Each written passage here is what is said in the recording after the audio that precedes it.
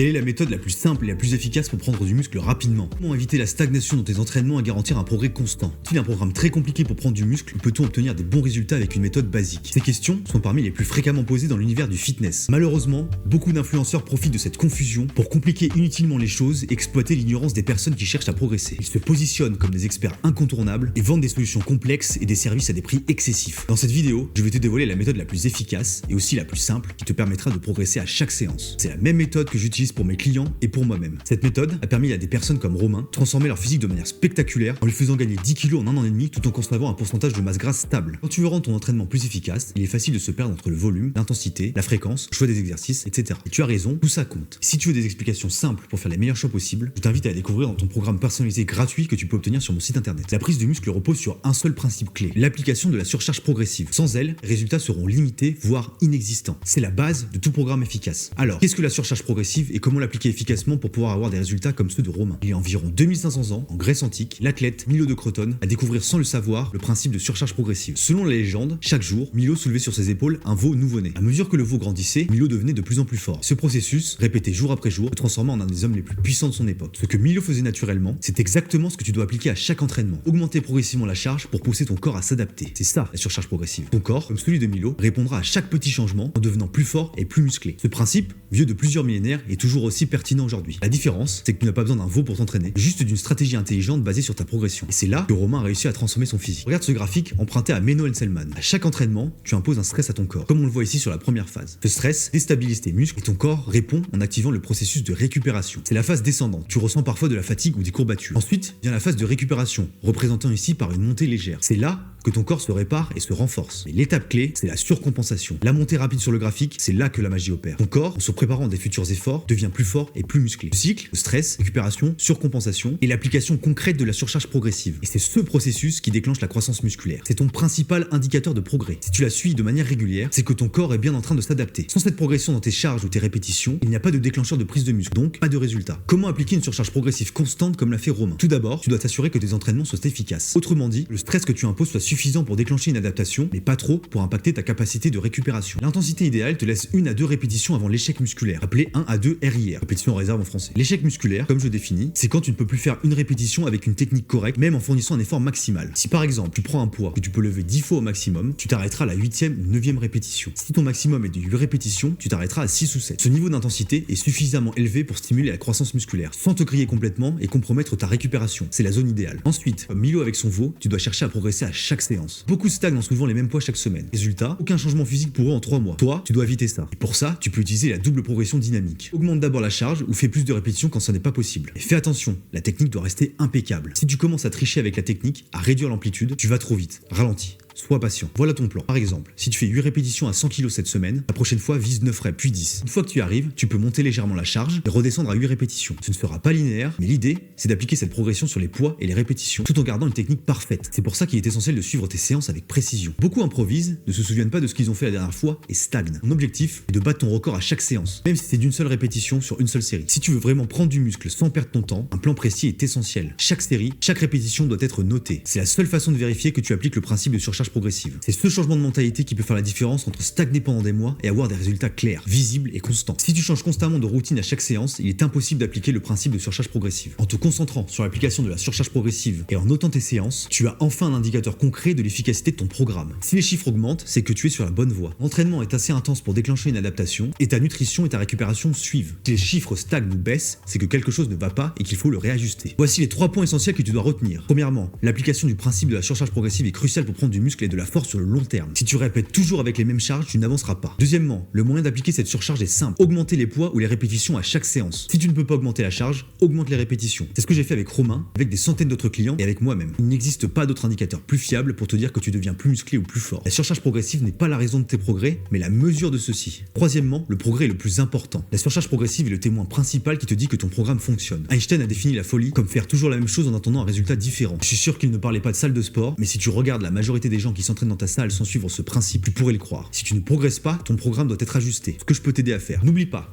si tu progresses en charge ou en répétition sur tous tes exercices, ne touche à rien. Continue d'appliquer la surcharge progressive. On ne répare pas ce qui n'est pas cassé. Mais attention, même avec un entraînement impeccable, les efforts peuvent être sabotés par des erreurs que tu fais peut-être sans le savoir, notamment dans ton alimentation. On va maintenant démystifier ensemble 4 fausses idées nutritionnelles qui pourraient bien freiner ta progression et t'empêcher d'atteindre tes objectifs.